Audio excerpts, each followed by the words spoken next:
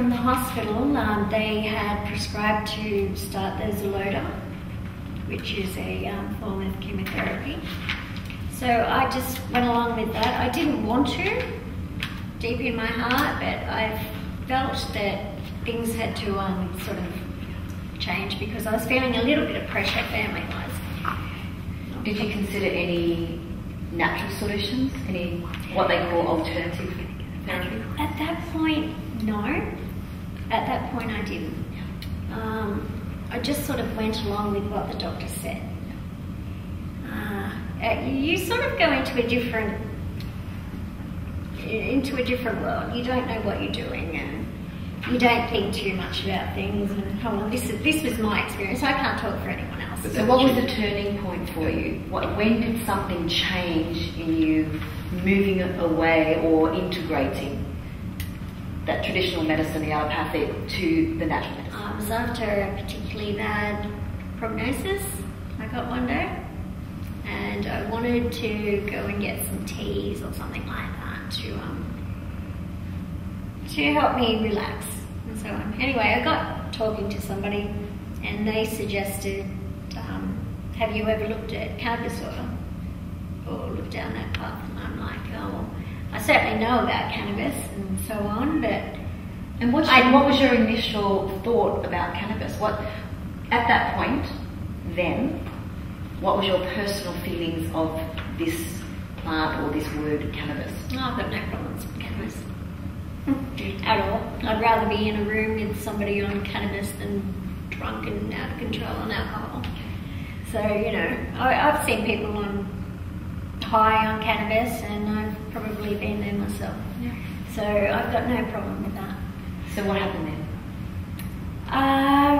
During this conversation, it was suggested that you should look into the cannabis oil and its healing properties and so on, which I did. And it sounded really positive. So from there, I arranged to get some of the oil. And I actually started up with the oil the same day that I started the chemotherapy. Okay. Yeah.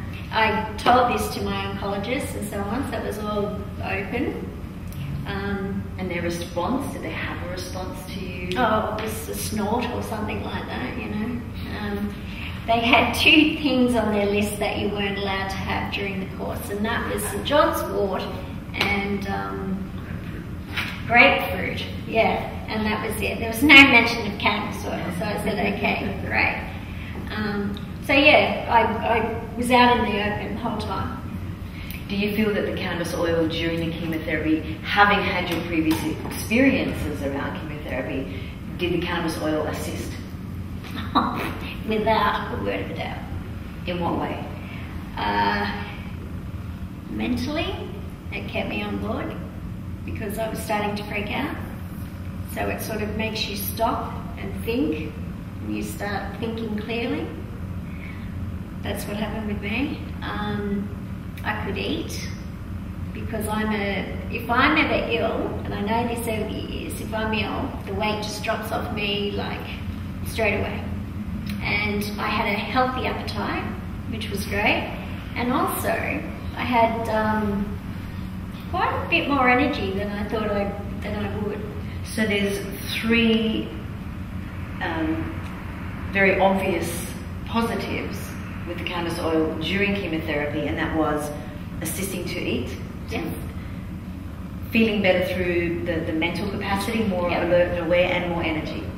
Yes, right. Mm-hmm. Okay. And then did you continue with chemotherapy?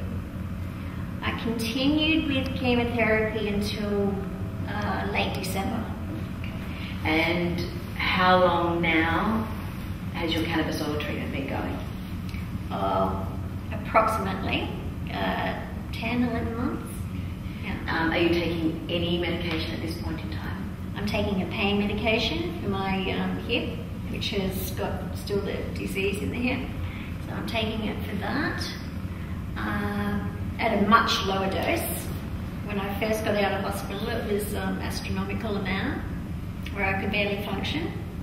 Now, through the cannabis oil, I believe, it's at a much lower dose. Without the cannabis oil, do you think you would still be here? No, absolutely. Without a word of a doubt. Do you know why or how that happened?